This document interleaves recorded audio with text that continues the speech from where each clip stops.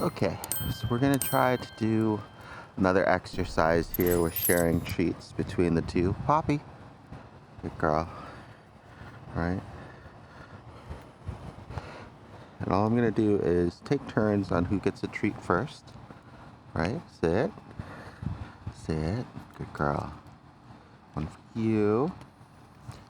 This is kind of big. I'm gonna break off a little piece for you. Oh, hold on. Try to. There we go. All right. Okay. There you go. Good job. Very good. Good. Okay.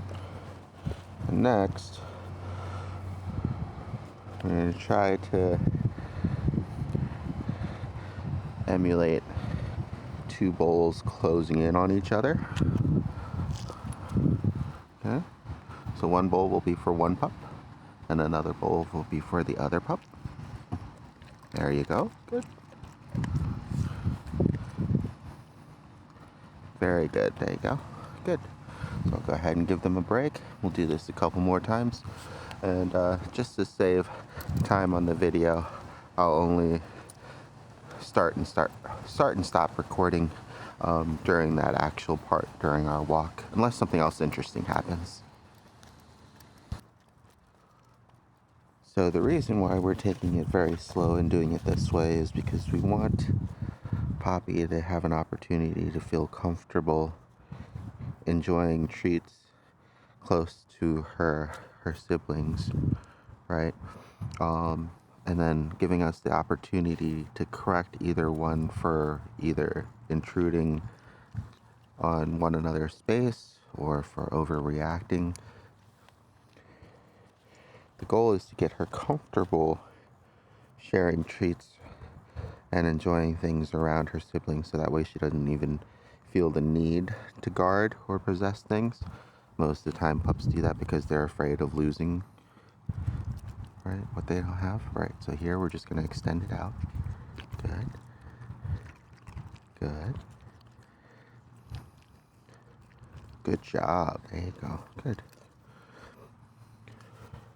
We're going to do it one more time because I want to also work on approach, right? So when she's enjoying something already and then her sibling comes in, right? So she's going to have this and he's going to approach. Good. Right? So there I stopped him. Okay. Okay. So once again, she's going to enjoy, he's going to approach. Good, there you go. So she doesn't lose anything. He gains something for maintaining some semblance of space, right? You don't want him to be taking it from the same bowl, at least not quite yet. It's okay sometimes when, they're siblings or they're puppies and they're used to doing this from birth, right? But it'd be a different story if it's somebody you just recently joined the family. You're not used to other pups being in your personal space in the first place. Both doing really good though. Good girl, get pee-pee. So one of the harder things, especially for a pup that is protective of their space, is going to be having them already enjoying something and then having another pup approach in. And that's something that will wait until I'll either tie them off or have another set of hands to help. So we'll run through that exercise once Smudge's dad gets here to help pick him up, and we'll record and go over everything. But the goal will be to kind of have her already enjoying something, right? And then this other pup comes in, right? And then, of course, the longer that they've been enjoying it and the higher value the treat, usually the harder it'll be. And then you also add in kind of that startling factor. So if Smudge approaches in really quickly, right, it could startle and elicit a much more severe reaction. We'll go over how to ease into those things as much as possible. And that way we just get Miss Poppy here used to that situation. Poppy, come. Alright. So here she's going to be enjoying something. He's going to be moving in. Good. Right. Good. Okay. Right. So in the more controlled exercises, we kind of have him sit and wait and respect her space and wait his turn. And so all those are really good exercises for him as well, right? Because he gets to build that kind of obedience and patience, right? Whereas when we're trying to work with Poppy, we kind of want to make things more sudden and faster, right? So here they're almost competing for the same treat now. Good. And now we'll try to have it so they're close to eating out of the same hand. Right? Good.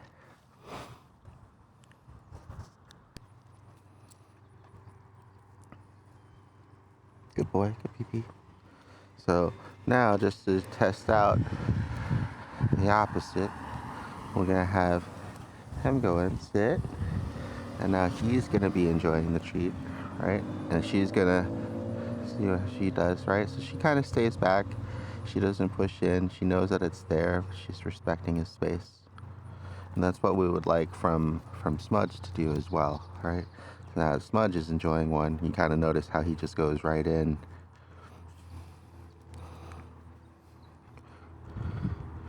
And that's because he's more interested in the treat than where it's going and who it's going to, right? So the way that we can work on that too. Wait. Is just having him wait. Starting off further away. Good boy, good wait. And having him redirect focus back onto us. Come here, Poppy. Sit. Good. Almost. Sit. There you go. Good. Okay. Starting off really far. Because it's easier for him and it's less tempting when they're further away. But if it's right next to him, it'll be a little bit harder for him to control himself, right? So same thing here. Alright, so you see how Poppy moves away and he just moves in.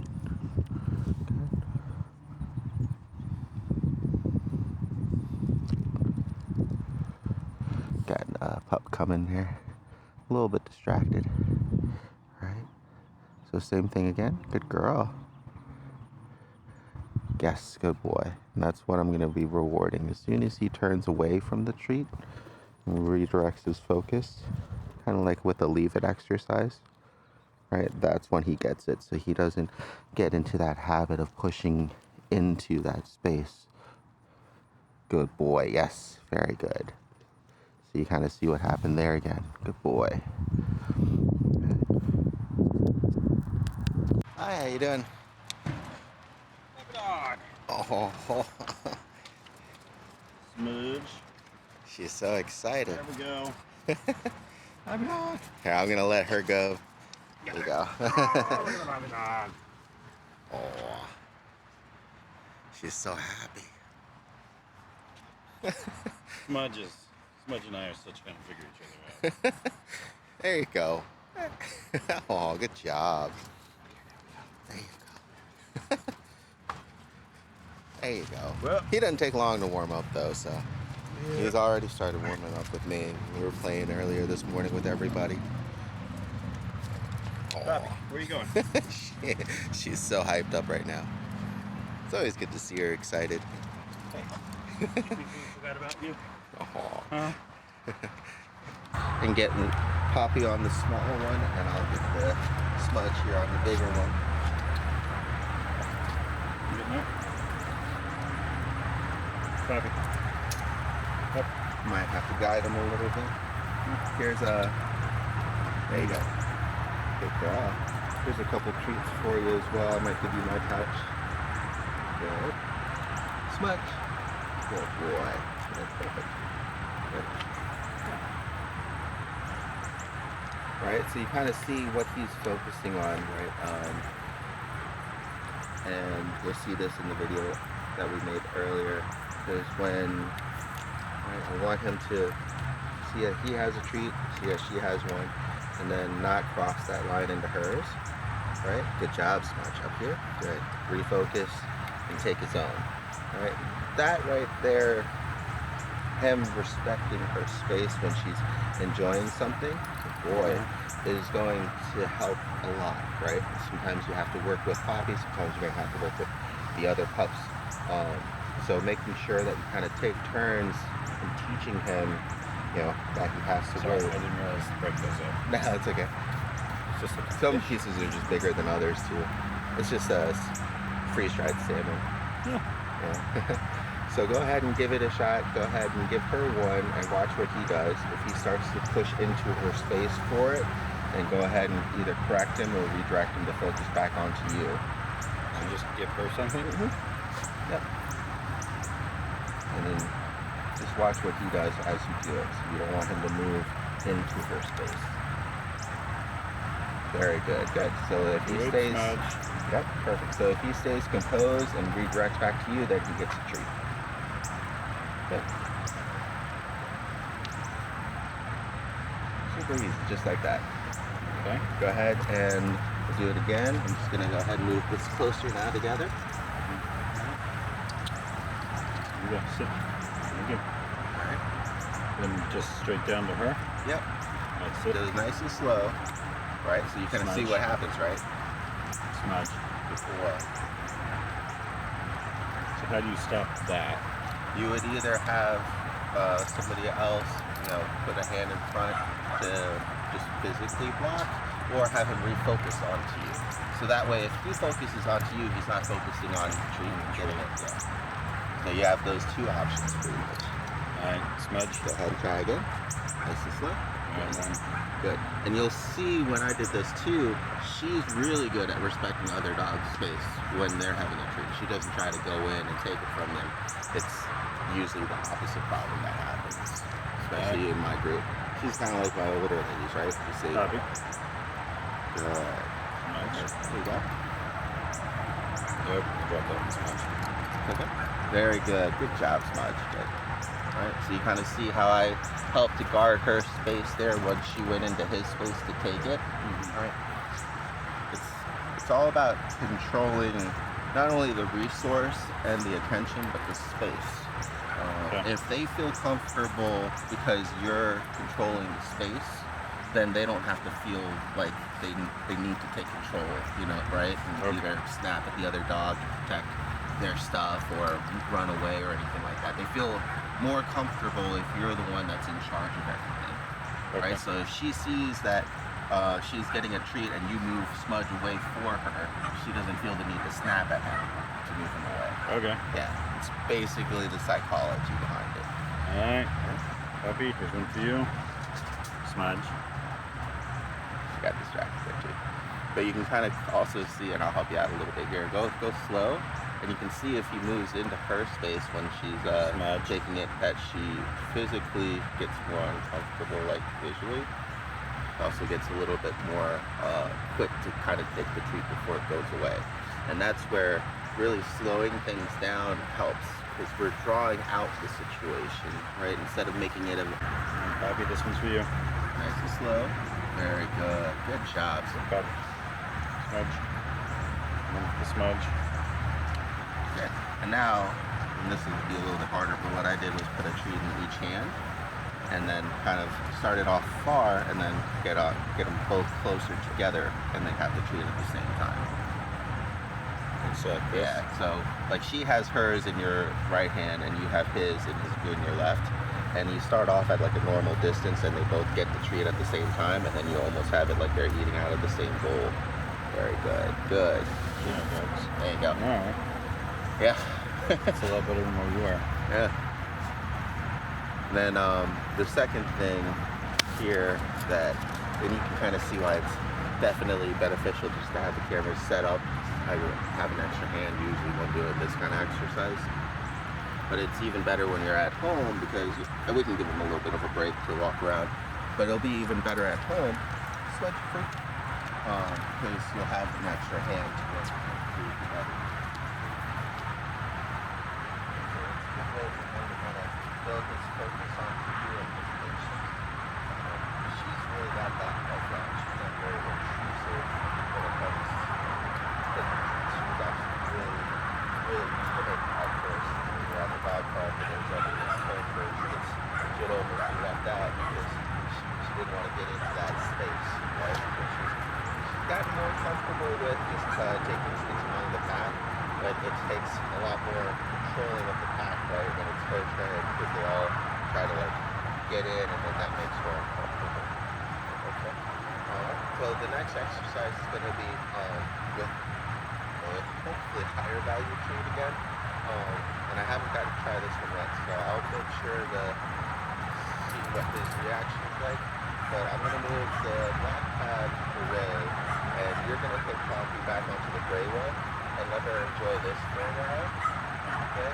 And what I'll do is I'm going to walk him by, and depending on how she reacts, right, we're going to either correct her if she starts to get defensive or growly or snappy, or if she is able to maintain composure and is okay with like walking by while she's enjoying it, then we actually give her more treats, right? And she might not take it, but the goal here is for her to recognize that when a dog comes near her when she's enjoying something of higher value, she's not going to lose something, she's going to gain something. Okay. So that really helps with offsetting, once again, like the psychology of it, and making her feel like she doesn't have to guard things. Okay. So I'm going to move this. I'll let you situate her on there. And I'm just going to start far, and then I'm just going to get closer. Okay. Come here, Papa. Right there. Hopefully she enjoys that one. I've had to go through quite a few high value items.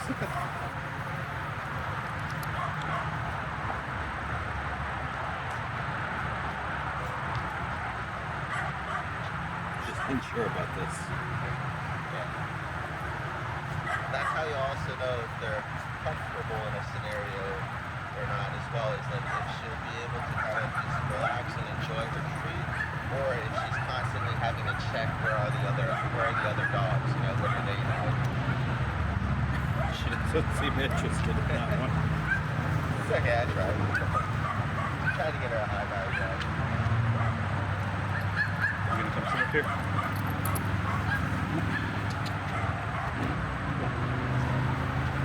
Right. Come on, Papa. Up here. Papa. Up. There we go. Good. Well, I think she might think that the salmon are the high value item. That's okay. You can go ahead and put some of the salmon in there to see if that is from the brain, and him stopping, disengaging. It's good that she moves away, right? Because she's uncomfortable, but it's better if we can just make her comfortable so she doesn't feel like she has to move away. And this is where you might have to just have to physically help her. What I did before was just got down and I had her in between my knees to kind of almost coddle her in that position, right? And really give her a lot of comfort and support so she doesn't feel the need to move away, right? Good girl. Good girl. Come on, big guy. I know. Good boy. Good. Hey, do you want your salmon thing there? And while you're doing that, I'll be working with Smudge here and having him redirect back to me instead of worrying about what she has, right? Because it's hers. Smudge. Yes, good boy. He should be leaving her alone. Yes, good boy.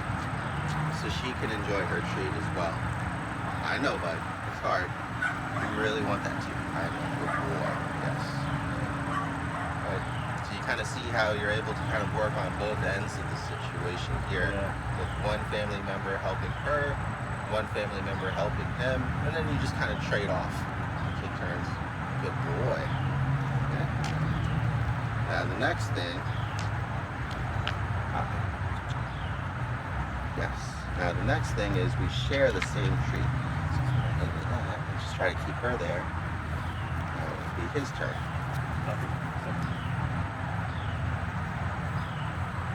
Very good.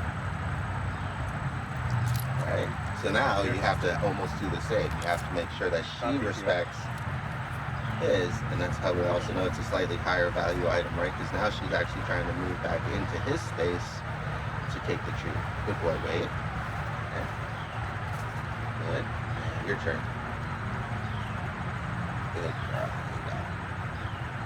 Now we let her enjoy it for a while. Smudge. Yes, good boy.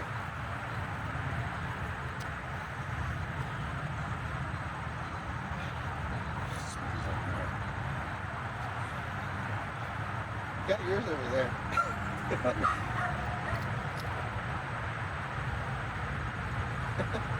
No? You want to start on that? Is that not tasty enough? There you go. Good boy, Smudge. Good boy. And this is good because at this point, you know, I'm not holding him back. He's not moving forward. He's still not focused on me, you know, which is fine. He's actually focused on the treat a little bit more than I would like, but at least he's not moving, right? He's kind of controlling himself. He's waiting for his turn. So now what we'll do is whenever you think it's his turn, go ahead and give it to him, and I'll stay with Poppy. Good. There you go. And I'll trade you. You go over there with him. I'm going to go with her. There you go. Poppy. Smudge over here. Smudge. Good. There you go. Good. Poppy. Girl. Stay. Alright. So now we can actually see the roles are a little bit reversed here. She actually really wants to go and enjoy it, but it's now his turn, right? So now you try to do something to her while keeping it. Good boy. Very good. That's good. Very good. Depending on the personality of the dogs, you know, and the value of the treat, you know, it could always cause conflicts or escalations, like if somebody got a chicken out of the trash or something, you know. Yeah, so she, a lot of times, so we'll have like bones, right? Rawhide, whatever, wrapped up bones or whatever. Yep. So we have Blossom in the mix as well, right? She's the golden doodle. Okay. Blossom will sit down and chew. This one will sit down and chew. She will take it and run off with it. She Yeah. won't eat it, but she'll stuff it in various parts of the house and then come back and check on it repeatedly. And God help anybody that got near it, right? Yeah. So that'll be one of those times when you just have to control the resource and not let her do that scavenging kind of thing. So some dogs, when they have something of high value, they want to store it, you know, to come back to later on. But the problem with that is, what if you're not there, you know, to referee later on, right? Yeah. And now she's controlling the resource all by herself, right? She's taken it, she's claimed it, and now she's going back to it. So it's all on her, right? Whereas to be in a really good safe pack situation, the handler has to control all the resources. So it'll just be something like when you guys are gonna have treat time together, maybe have her on a leash, just kind of like this, as she has to enjoy it here and now, and then when the treat time is over, you know, it gets picked up and put away. She doesn't get to save it, Well, unless you have like a different room that she can go into or something. the other thing I've seen with her is those two will eat the bone. Mhm. She will still be there with the bone. She hasn't stored it. Well, she's just holding on to it. Yeah, she's just slower too. But she's not eating it. Like, it'll just be there. And if Okay. somebody approaches her, then she starts growling at him, right? And then picks the bone up and then wanders off with it. So in those situations, if she's still just hanging out with her bone, but she's not eating it or enjoying it, and then the other dogs are interested because they feel like it's not claimed, that's when you have two options. You know, you can either remove it from the situation and then try again when, you know, maybe she'll be more interested and excited because she knows it won't always be there for her, right? Like if there's a certain set time for these things. Or what I would do is intervene and guard it for her, right? And push the other dogs back. Be like, no, that's hers. Let's go and play, or let's go and do something else. And that way you're still claiming it, right, for her. You're claiming her space, you're claiming the bone, and it's, you know, hey, you had yours. She hasn't had hers yet, but I'm still letting her have an opportunity to enjoy it. Okay. So that'll be sometimes what will happen here because it's more like boot camp. We have some dogs that come in that are used to grazing, and eating throughout the day. Usually once they miss a meal or two, or they only have 10 or 15 minutes to eat and the bulls go up, the next time they're even more hungry. When the bulls go down, they eat faster, and it becomes more of like a special time, like meal to chow time pretty much. And they get it usually within a couple of days, also because of the extra work and running around and stuff they're doing. They're usually even hungrier and less like picky on when they're eating. And then you can kind of make the same thing with the treats, because that's something that I have to do as well, because you can't just have bones out and about. Okay, when it's, makes sense. Yeah. It just depends on the pack dynamics. It sounds like you might be okay with those two into her space. It's definitely less reactive now. That's just because we've tried our best to kind of help her out with it. Good girl. Good way to think about it is, if she snapped at the other dog, what could have we done differently to make it so she didn't have to do that, right? So instead of punishing and correcting her for snapping at them, look and reflect on, oh, maybe I should have moved him away, right, sooner, or I should have redirected her to calm down. Try to think about things that we can control, because inevitably what happens is it reflects her own behavior. Right? And just like with the growling of like the strangers and sometimes other dogs, I know that she's unsure or uncomfortable because she's making those sounds. So I have the option of either redirecting her because maybe they're not interested in meeting the dogs, or their other pup isn't friendly, or I know a lot of people in the neighborhood like, oh, sorry, she's just a little unsure. Is it okay if we meet? And by the time we bridge the gap and let her kind of meet and sniff them, usually from behind is better than the face-to-face confrontation, then she's usually perfectly fine. So, you can always avoid the situation, or you can correct the situation, or you could actually fix and address the situation. Unfortunately, that's usually the one that's the most effort. It's why we spend so much time on the social sessions, because even when you're out, not everybody is going to want to say hi, but sometimes people will. And sometimes she's actually been great, especially with kids for the most part. But we had a situation the other day when the kids were not very good with dogs, just to say that. And so it gave us kind of at least a way to practice how to make space for her, how to try to keep the kids safe. So that was inadvertently a really good video too on that subject matter. Right. Do you have any questions? I know it's kind of a lot. No, I think... Right, it's the same thing here. I know she's okay with pups, so if she wasn't on the phone and busy, I'd be like, oh, do you want to say hi? He's actually pretty friendly, he's just kind of shy. Right, so you pretty much have to be his ambassador, because he's giving off the wrong communication signals, right?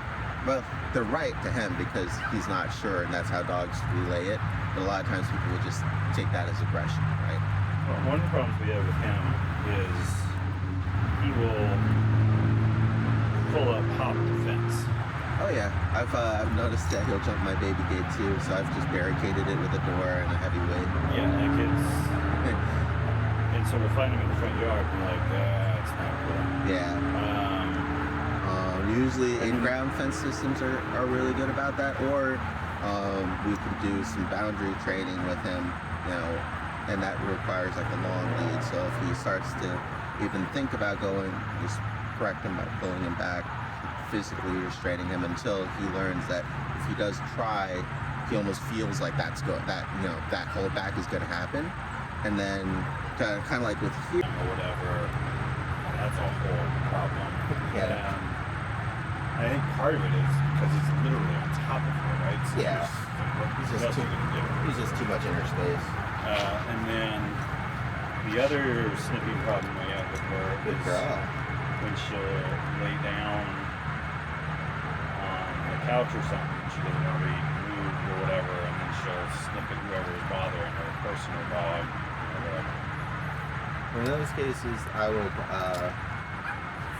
first and foremost for the last one, just calling her off the sofa, right, and seeing if she wants to come or move, and then if she doesn't, kind of sectioning that off so that way she can stay there and rest and relax. So, you know, if she's already settled in, instead of encroaching into her space to make her even more uncomfortable, asking her to move out of her space, right, or guarding that space. Well, and our concern with that is when we have friends' kids over, they don't know any of that, right?